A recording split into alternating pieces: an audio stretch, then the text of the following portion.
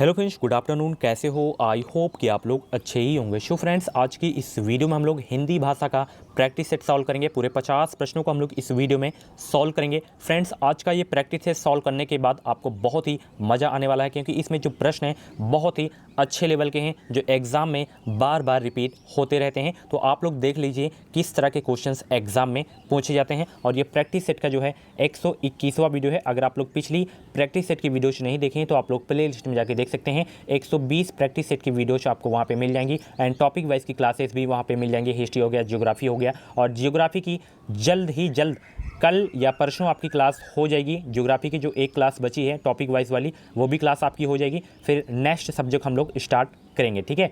तो चलिए स्टार्ट करते हैं फटाफट। यहाँ पे देख सकते हैं पहला क्वेश्चन आपकी स्क्रीन पे है। निम्न में से कौन सा शब्द अंधकार का पर्यायवाची नहीं है? हर क्वेश्चन का जवाब अगर आप लोग नहीं दे पाते हैं तो आप लोग लास्ट में ज़रूर बताया करें कि 50 प्रश्न में से आपके कितने प्रश्न सही हो रहे हैं। तो वो कौन सा शब्द है जो अंधकार का पर्यायवाची नहीं है? तो सबसे पहले हम लोग जान लेते हैं कि जो है अंधकार का पर्यायवाची है कौन कौन। जो बचेगा आपका नहीं होगा। तो देखिए यहाँ पे तम शब्द दिया गया है। तम जो है अंधकार का पर्यायवाची है। उसके बाद अंधेरा भी अंधकार का पर्यायवाची है। तिमिर भी अंधकार का पर्यायवाची है। तिमिर बहुत इंपॉर्टेंट है, ठीक है। और यहाँ पे जो बच रहा है आपका रुद्र जो है आपका अंधकार का पर्यायवाची नहीं है। ऑप्शन डी करेक्ट होगा इस क्वेश्चन का राइट आंसर, ठीक है। अगला प्रश्न यहाँ पे देख सकते हैं फ्रेंड्स, आज का जो है वीडियो का लाइक का जो टारगेट है वो है 300 का, ठीक है। अगर मेरी वीडियो आपको हेल्पफुल लगा करे, पसंद आया करें, तो एक लाइक ज़रूर कर दिया करें और कमेंट बॉक्स में अपना स्कोर ही बताया करें, ठीक है। अगला प्रश्न यहाँ पर देख सकते हैं, माता पिता शब्द में कौन सा समास है? 2 नंबर फ्री का ले सकते हैं। माता पिता में जो समास है वो कौन सा समास है ये आपको बताना है। फटाफट कमेंट बॉक्स में बताने का प्रयास करें।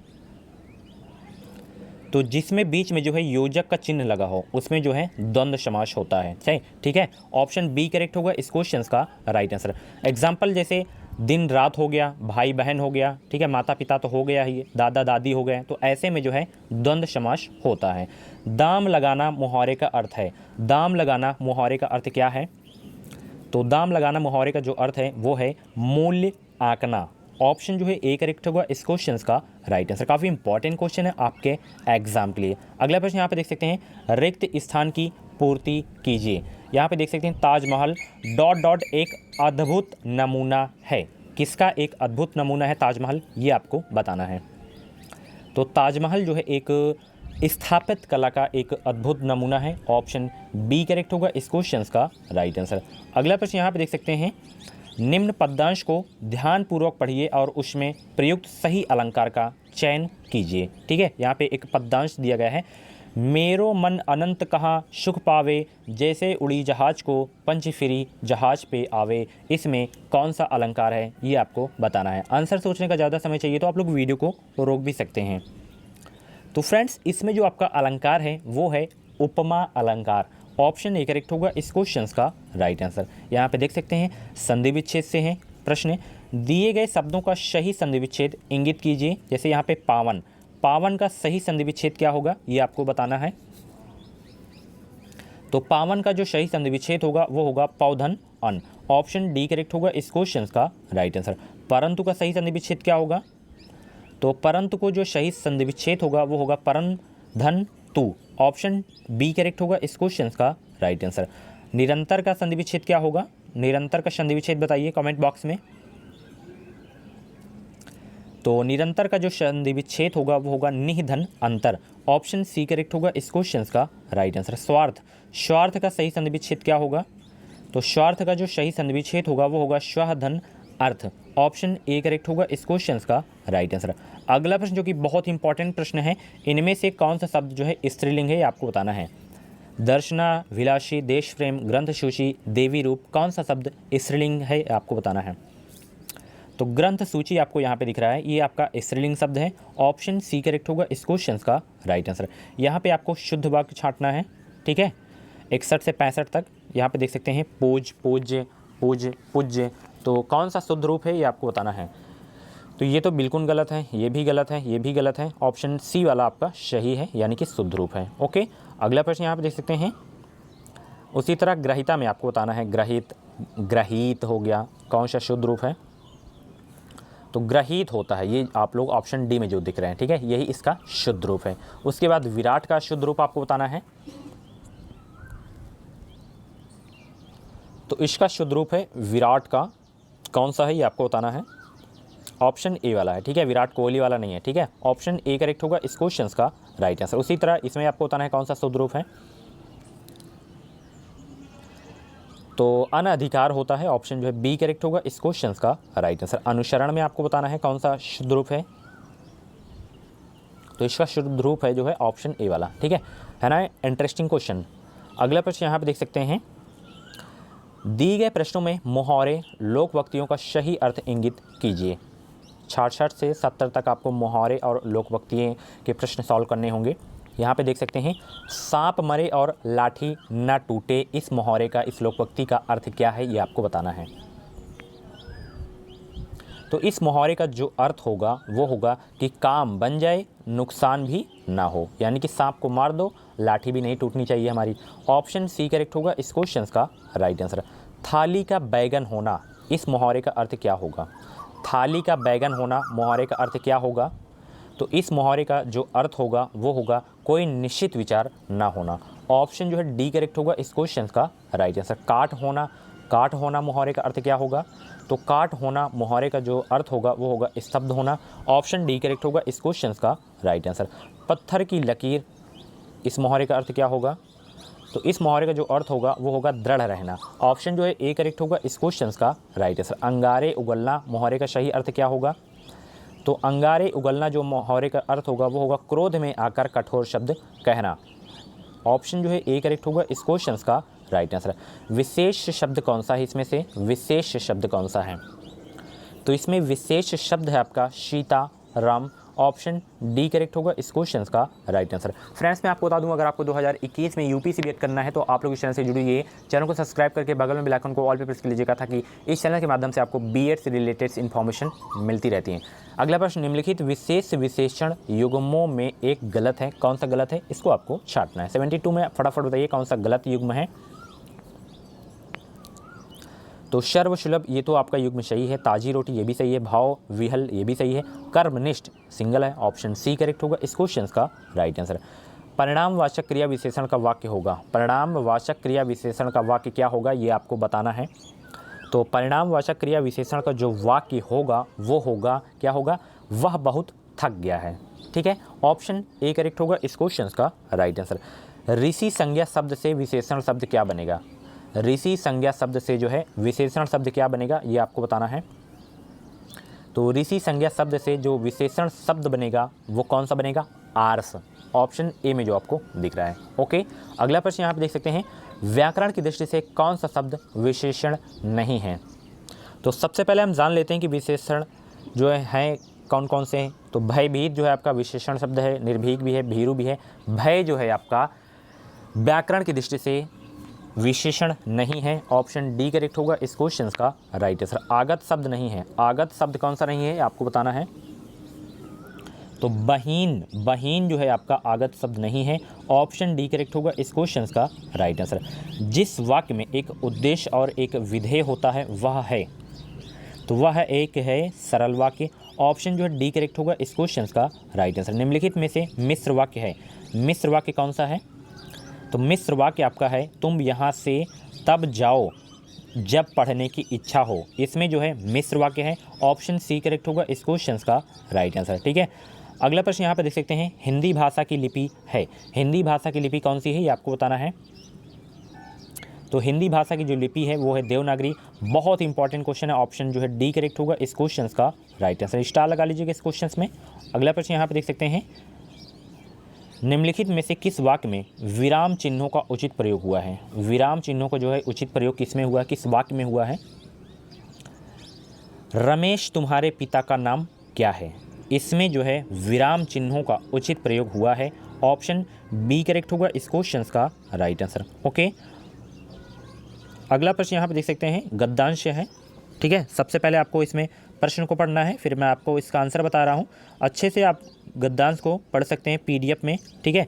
उपर्युक्त गद्यांश के लिए उपर्युक्त शीर्षक है। तो इसमें जो है पढ़ने में दिक्कत होगी, बार बार नीचे ऊपर करना पड़ेगा। तो ये भी नहीं है कि यही जो है प्रश्न आपके एग्ज़ाम में आ जाए, दूसरा ही आएगा। तो सबसे पहले आपको प्रश्न को पढ़ना होगा, उसके बाद आपको गद्यांश को पढ़ना होगा, फिर जैसे जैसे उसमें आंसर मिलता जाए इसमें आपको टिक करते चला जाना है, ठीक है। तो उपर्युक्त गद्यांश के लिए जो उपर्युक्त शीर्षक था इसमें वो था धर्म का उद्देश्य। ऑप्शन जो है बी करेक्ट होगा इस क्वेश्चन का राइट आंसर, यानी कि इस गद्यांश में धर्म के उद्देश्य के बारे में बताया गया है। सुख सुविधाओं में कौन सा समास है? 4 नंबर फ्री हो गया ना, एक अभी और मिला था। तो सुख सुविधाओं में जो आपका समास है वो है द्वंद्व समास, जिसमें जो है योजक का चिन्ह मिल जाए उसमें जो है द्वंद्व समास होता है। उपर्युक्त गद्यांश में ता प्रत्यय युक्त शब्द कौन सा है? उपर्युक्त गद्यांश में ता प्रत्यय युक्त शब्द कौन सा है? तो ता प्रत्यय युक्त जो शब्द है आपका वो है सार्थकता। ऑप्शन जो है डी करेक्ट होगा इस क्वेश्चन का राइट आंसर। प्रेम का विलोम शब्द क्या है? तो प्रेम का जो विलोम शब्द है वो है घृणा। ऑप्शन ए करेक्ट होगा इस क्वेश्चन का राइट आंसर, ठीक है। विविधता में प्रयुक्त प्रत्यय है, सिंपल सा क्वेश्चन है। प्रत्यय का प्रयोग जो है लास्ट में होता है, उपसर्ग का प्रयोग वाक्य के शुरू में। तो विविधता में जो आपका प्रत्यय है वो है क्या है? ता। ऑप्शन बी में जो आपको दिख रहा है। कमल लाइन में कौन सा समास है? कमल लाइन बहुत पूछा जाता है कि इसमें कौन सा समास है, तो इसमें जो आपका समास होगा वो होगा बहुव्रीहि समास। ऑप्शन जो है सी करेक्ट होगा इस क्वेश्चन का राइट आंसर। अगला प्रश्न यहाँ पे देख सकते हैं आप लोग, हानि लाभ में कौन सा समास है? 6 नंबर पक्का हो गया आपका। हानि लाभ में कौन सा समास है? तो हानि लाभ में कौन सा समास है? द्वंद्व समास, जो कि द्वंद्व समास इसमें ऑप्शन में नहीं दिया गया है, तो ऑप्शन डी वाला सही हो जाएगा। 6 नंबर आपके पक्के होंगे इनके ना, केवल समास से ही है, ठीक है। केवल द्वंद्व समास से ही क्वेश्चन यहाँ पे पूछा गया है, ठीक है। ना नौ मन तेल होगा न राधा नाचेगी, इसका अर्थ है, तो इसका जो अर्थ होगा फ्रेंड्स वो होगा असंभव कार्य। ऑप्शन डी करेक्ट होगा इस क्वेश्चन का राइट आंसर। अगला प्रश्न, निम्नलिखित में से लोकवक्ति को चुनिए। लोकवक्ति को चुनिए, इसमें से कौन सा लोकवक्ति है? अंधे की लकड़ी 9 2 11 होना, गले पड़ना, अधजल गगरी छलकत जाए। तो इसमें जो आपका लोकवक्ति है वो है अधजल गगरी छलकत जाए। बाकी ये जो है मुहावरे हैं, ठीक है। ऑप्शन जो है डी करेक्ट होगा इस क्वेश्चन का राइट आंसर, यानी कि अल्प ज्ञान होने पर बतराना, यही होता है अधजल गगरी छलकत जाए, ठीक है। किसी को थोड़ा सा ज्ञान हो जाए, वो कहीं भी समाज में बैठ जाए तो अपना फालतू का ज्ञान फेंकता रहता है, ठीक है। इनमें से शुद्ध वर्तनी वाला शब्द कौन सा है? तो बात करें हम आशीर्वाद, यहाँ पे ऑप्शन सी वाला जो आपको दिख रहा है यही शुद्ध रूप है, ठीक है। बाकी आपके जो अशुद्ध हैं, ठीक है। आशीर्वाद बहुत पूछा जाता है कि आशीर्वाद का शुद्ध रूप कौन सा है, तो ऑप्शन सी में आपको जो दिख रहा है यही इसका शुद्ध रूप है। महाश्वेता किसका पर्यायवाची है, आपको बताना है। तो महाश्वेता किसका पर्यायवाची है? सरस्वती का पर्यायवाची है। ऑप्शन बी करेक्ट होगा इस क्वेश्चन का राइट आंसर। मोर का पर्यायवाची इनमें से क्या है, ये आपको बताना है। मोर का पर्यायवाची 92 क्वेश्चंस का राइट आंसर बताने का प्रयास करें। तो मोर का पर्यायवाची इनमें से जो होगा वो होगा कलापी। ऑप्शन ए करेक्ट होगा इस क्वेश्चन का राइट आंसर।